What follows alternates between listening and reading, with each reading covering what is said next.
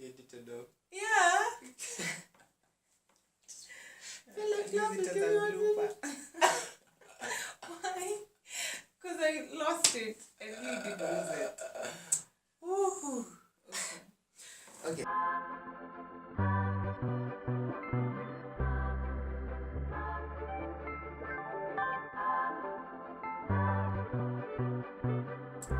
With now regard to being man enough, because we say yes, self-love, we preach self-love, you tell people, oh, you need to love yourself first before you love your neighbor, you need to have a full cup or a cup that at least can give off something. Yeah.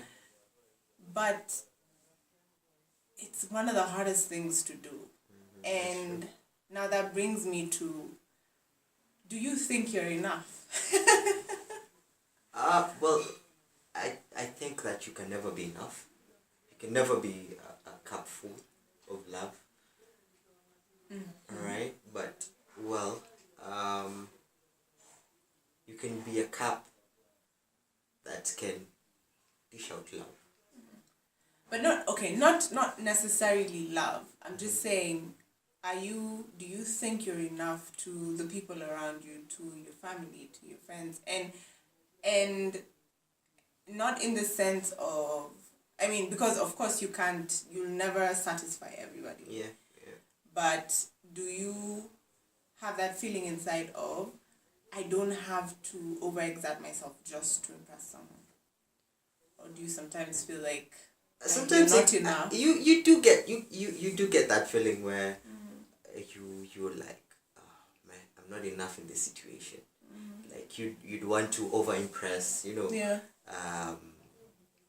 You want someone to have a different view of you that is not you. And I think that's normal. You'd always get that kind of feeling. And I do get it. A lot of times in business. Yeah.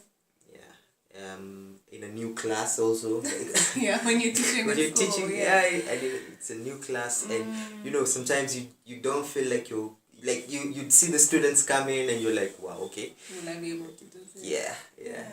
And you want to put up an image that's probably not you. I do get those kind of feelings from time to time. Sorry, yeah, and well, that doesn't stop me from knowing who I am and just accepting me for me and loving me for me. I'd say I generally feel comfortable in my skin, and I feel comfortable around the people who I relate with, and my family, friends, and everyone. Yeah, I guess I'm okay. Okay. Is there a point in your life, maybe when you were younger, that you always felt like you needed to strive and you needed to be better, or you were always constantly comparing yourself to someone else? I think the whole of my primary school. Wow. Yeah. I suffered from ulcers at a really early age, around 13, 14. Yeah. Basically, at that time, when I was in my lower primary, upper primary. Yeah, that's upper primary. Yeah, going into high school. Yeah, going to high school. Yeah. I had my parents comparing me to my sister. I had a lot of pressure from the teachers, and trying just to, like, my sister was super bright. My sister was, she is still super bright. It's not like she stopped, but she is really, really bright. And I remember when she finished primary school, she really passed. And there was that pressure where my mom was like, my dad, especially my dad, was like, yo, why can't you just be like your sister, and she's bright, she's reading, she went to a good high school, and there was that pressure And in primary school, at the same time, the teachers would compare you to your sister. They'd be like, your sister was so bright, you're just an average student, you know. And it got to me. It got to me, and I felt like I'll never be good enough for my teachers and also my parents. And it reached a point where I just cracked, you know, and you just like, yo. And I actually was admitted for, I think, 2 weeks in hospital. Yeah, it was that bad. It wasn't because I missed in class 8. I think I missed my second term. I think I went to school for like 3 weeks only or 4. Yeah. And at the end of it all, the doctors were telling me it's never that serious. You're still in primary school. Yeah, that is. And I think I went with that to high school, and then now in high school, no one cared. You know, like no one actually cared whether you were this way or that way, or you know. And yeah, there were cliques. You know, the guys who had the cool kids who had money. Then there were the average kids who were just from average families, and then there's the other kids. You know, and I got to high school, and you know, like there was a lot of pressure, peer pressure at that time. So and at the same time, no one cares. The teachers don't care how you perform. No one cares. No one is comparing you to anyone. And yeah, I think I kind of lost myself there to different crowds. The time was you're still trying to find yourself. Yeah. You have no idea who you are. Yeah. So I usually had this image that I would try to keep up with it. And also like when I got involved with these guys who used to go out, you know, and you know that you had to look for money to sustain that lifestyle, you know, buy new clothes. Yeah. So men and new clothes in high school. But I think it was a thing. It was a thing. It was definitely a thing. It was a thing. Yeah. So all along I struggled a lot. Yeah. Just trying to get a footing and trying to get who I was. And I think dance really helped me. Because once... like when I started dancing, like I think I found myself in it. And there was a time I just didn't care. Yeah, I didn't care who was watching, who said I was whack or who said I was good. I just danced. And it helped me a lot even after high school, because there was that period where I didn't go to uni immediately, so I had to let my sister finish, so then my mom could pay for me, and then actually I waited for my mom to pay for my sister, then my small brother, then it was me now. And all that during that time, if I was still trying to find myself, I think I'd have swung. I'd have lost it. I'd have swung to the opposite side of life, and I'd be a really depressed person. But I think dance really helped me, and it kept me busy. At the same time, I just got to know who I was in life. And I think after dance, I think I learned to love myself and my flaws. And learned to know that you're enough. Yeah, and also learned that I was not average. Yes. Yeah, because all my life I was told that I was average. Yeah. Like I was like in our primary school, they used to do this thing where that separate us in how smart you are. Yeah. So if you're if you're really smart, you're in one. Everyone was in one class. The really smart guys were in one class. And then the average kids were in one class. Funny enough, in our class, I was in the average class.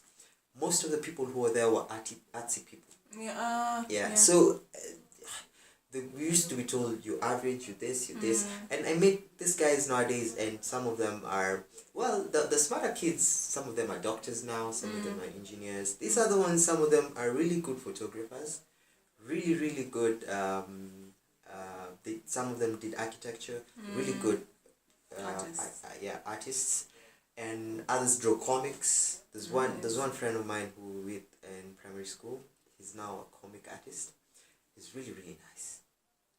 And Yeah, we were told we were average. So it doesn't matter what people say. Yeah, and for me, I remember one of the biggest fears I have had for a very long time is not being enough. Especially as the emotional being I am, especially to my better half, or as in the person that I'd be dating at that point. I always had this fear that I will mess up at some point, or I will do something that maybe will make him think, oh, okay, she's just like the others. Or I always strived to be more than enough, I think, because now that I think of it, I realize that I was always trying to be too much. And sometimes or rather, I became too much. Yeah, and that's what will chase a guy away. Yeah, they run. Oh my god. I will tell you, they run so fast. But you see, even from your story, I pick certain things that very many at times we get that you're not enough from outside. Yeah, that's true. It never comes from inside. Yeah. It never does. And as long as you are not self-aware, as long as you don't love yourself, as long as you think you're not good enough, all these things, all these external voices and everything will get to you. Yeah, it's true. And it's really sad that it got to you at such a young age. And I'm hoping that there's a young person out here or out there just listening and watching this and just saying, okay, I will be able to get out of this. Because it's, we grow up having very few fears. Like, I was watching something where they say kids are only born with 2 fears. All these other fears come from outside. Yeah. It's external. So you fear that there'll be sijui, I don't know, kuluad by a dog. They can put their head inside a dog's mouth and not fear. Yeah, you're there screaming like, oh my god, my child is going to be eaten. Yeah. But you see, that's the thing. We, as human beings, we easily let external voices and external things get to us. And the more negative they are, I think it penetrates more that's true. than the positive things. Even if you met someone today who would wake up next to you and tell you you're beautiful every morning, it would be harder to believe than if you met someone who told you every morning that you're not good enough.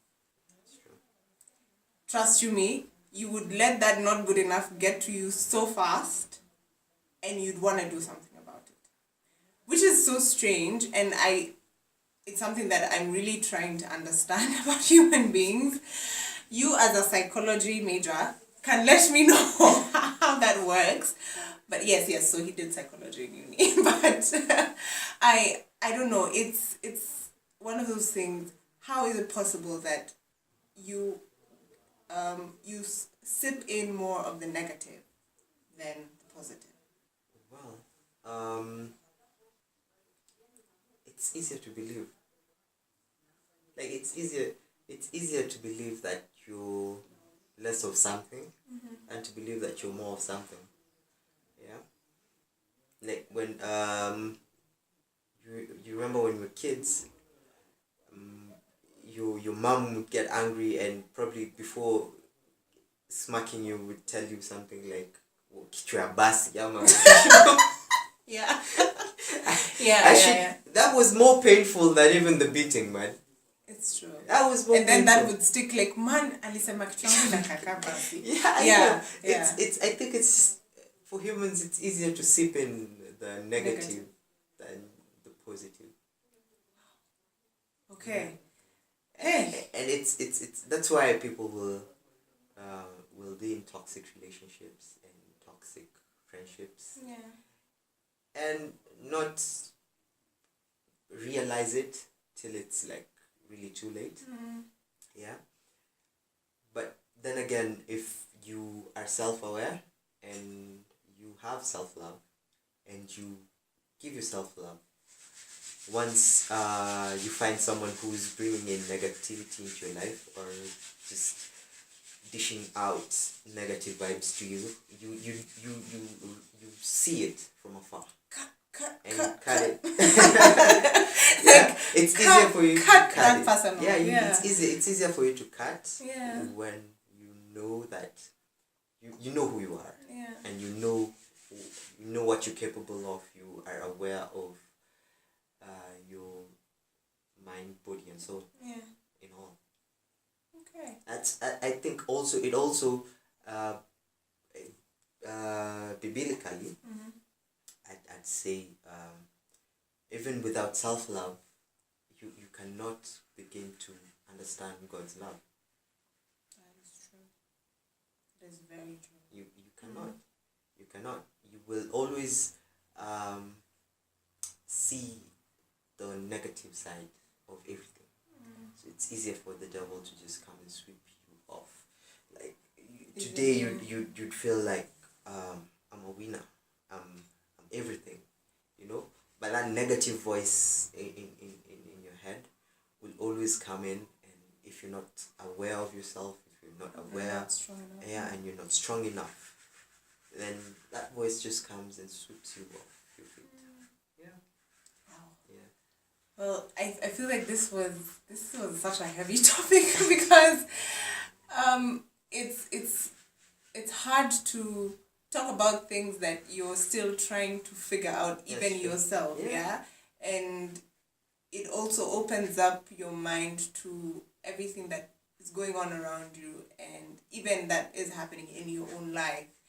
And for me, these are the things now that make me want to talk to people and just talk to you guys and be like, you know what? You need to love yourself first. It needs to come from within. You need to be self-aware. You need to know your mind, your body, your soul. You need to understand who you are before you go out there and be like, okay, I want to love so-and-so, or I want to work in a certain place. Because all these things, the moment you're not self-aware, the moment you don't love yourself, anything and everything can get to you so fast. And that's why you even find people, like you're saying, in toxic relationships, because then you find you're in a relationship because maybe this guy or this girl is the only one who tells you that you're beautiful. And so you constantly stay there and hold on to this person. They tell you that you're beautiful, but they'll beat you up. Or they tell you you're beautiful, but they'll cheat on you. But you're thinking, this is the only person that thinks that I'm beautiful. Actually, sorry to cut you off, but they'll tell you that you're beautiful once. And tell you that you're never good enough. That's true. After that. So you, in your mind, you're there thinking, this is the only person who thinks that I'm beautiful enough. Even if I'm not, I can't be good enough for anyone else. So he's the only one who can see me as beautiful. Because for human beings, we tend to hold on to the one thing that was good. Okay? Even in a toxic relationship, even if someone is hitting you or beating you up, you'll tend to just think about the happy times that you guys had, and try as much as possible and fantasize and think about those happy times and know that they will be back. And sometimes they never come back, and you're always left with the toxic side. So you find people just hanging on to that one thing.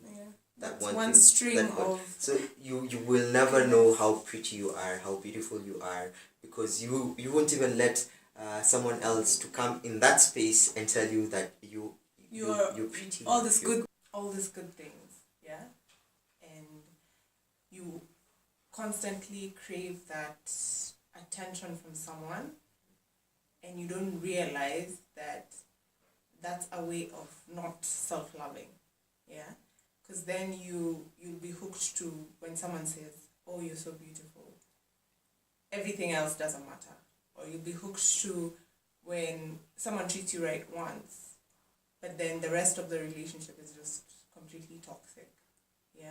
So I feel like we need to understand ourselves before you get into such situations, because then you reduce the risk of getting into toxic situations. So that's relationships, even at work. Yeah, you'll be able to be like, okay, you know what, I can't deal with this kind of pressure. Yeah. Yeah, so, and that, I feel that very many people don't know themselves. So when they're in toxic situations, they don't realize. Yeah, so with regards to relationships, it's very hard to feel that you are enough when there's only, in your head, you're telling yourself, it's only so-and-so who thinks I'm beautiful. And even if he beats me up, even if he cheats on me, even if he does this and that, at least he thinks I'm beautiful. Yeah. Or, like you said, they tell you once. Yeah. So you hold on to that, yeah? Exactly. Yeah. You don't realize that you're so much more than maybe the beauty or that nice body. You're so much more than that. But in your head, you constantly tell yourself that you're not enough. Yeah? That you need validation from someone else, from society, from family, from friends. And you constantly hooked to that validation. So the moment someone gives that validation, you like hold on to them. Because then you're feeling that if this person is not in my life, or if so-and-so doesn't think I'm enough, then I'm definitely not enough. Which is really sad. And it's also now is just connected to self-love. Because if you know you're enough and you love yourself, then you won't need someone else to constantly tell you, or to tell you once and then you just be like, okay, that is all I have, you know? So, yeah, and I feel like there's a lot of pressure that's coming from society, and also, especially from the women in Kenya. Yeah, and so men tend to be people they're not, and hold themselves to a certain lifestyle they don't have. They can't afford. Yeah, and and they can't afford, which leads to depression. So we find like a lot of Kenyan men are suffering from depression, and it's a thing, it's a real thing. Just the other day, just remember the other day, there's a friend of a friend of a friend who wanted to wanted to commit suicide. It's because the baby mama left, and because of that lifestyle that you've always put up, and finally it caught up to him, and the baby mama left, and you see, he was left in just this state where nothing makes sense anymore. Yeah, and we should watch out for that.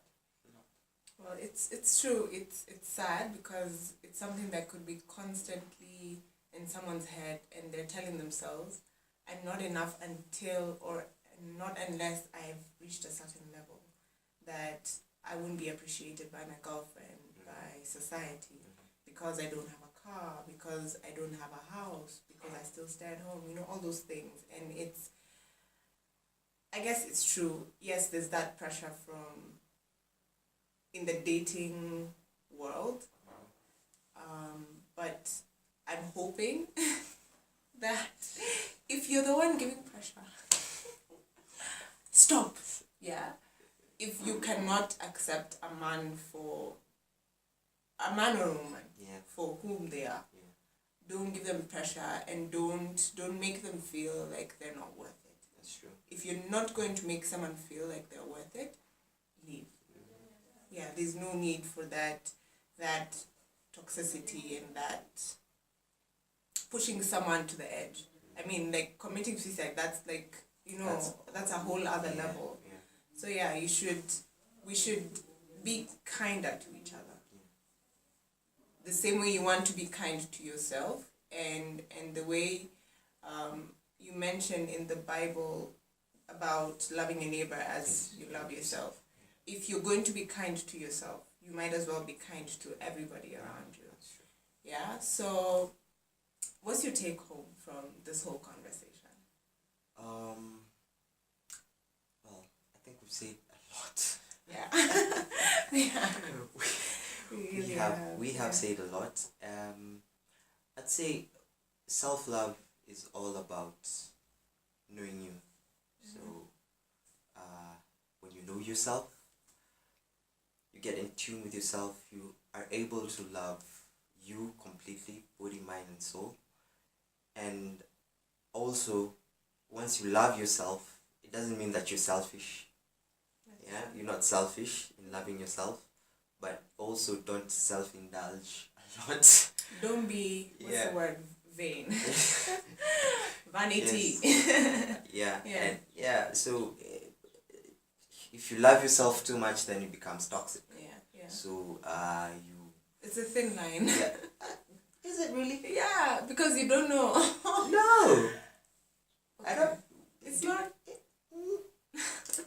Well, yeah. Well, let's just say, it's a line. It's a line. It's a line. It's a line. Yeah. Well, and yeah, basically, just love yourself. Yeah. And what would you say to Kenyan men? Don't be afraid to show emotion. Yeah. Like, no one's judging. At the end of the day, it's just you. Yeah. So if you don't show emotion, you're hurting yourself. Trying to please society. So just go through all the stages of emotions. Like, if you're feeling sad, feel sad. If you angry, be angry. If you wanna cry, don't beat someone up though. Yeah. If you wanna cry, cry. You know, if you're happy, be happy. Genuinely, be happy. Yeah, and that's feel the emotion. Yeah, feel the emotion. That's all. That's all.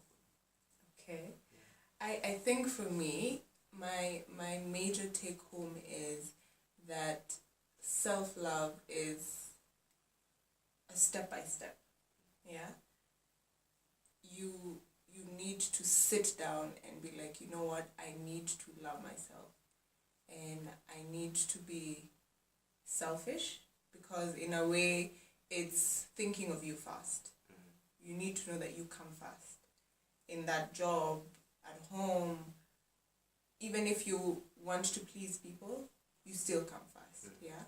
So love yourself. It's okay to love yourself. Like, I mean, it's the best thing you can do for you. Love yourself. Always know that you're enough. You don't need validation from outside. Always know you're enough. And so I'm hoping that this conversation has shed light on someone's life, and they'll wake up tomorrow, or after watching this, they'll be like, okay, you know what, I need to sit down and go through this journey, because it's a me thing. Yeah, it's a me journey. So you need to go through that journey on your own. No one is going to do it for you.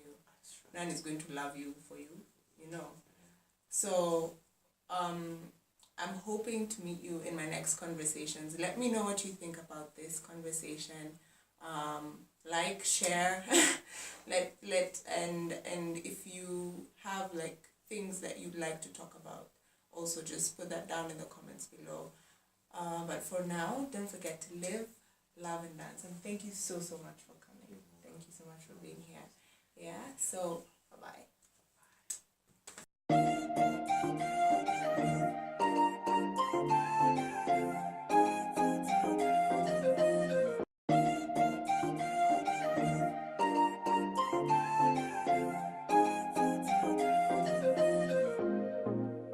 No, I don't see it often, and I probably should have told you I heard this back. I know, and I probably shouldn't want this so bad. It's weighing on me. Don't wanna wake up in the morning. Cannot undo what we did in this bed, and I can't get you out, so I gotta go. No, I'm not ready for you want me all alone, but I'm undecided, excited, ignited, and I don't wanna feel the way I do, but I like it. Look at all these sparks flying, but I'm still indecisive, and she want me to wipe it, but I know I shouldn't be doing this, but here we go again.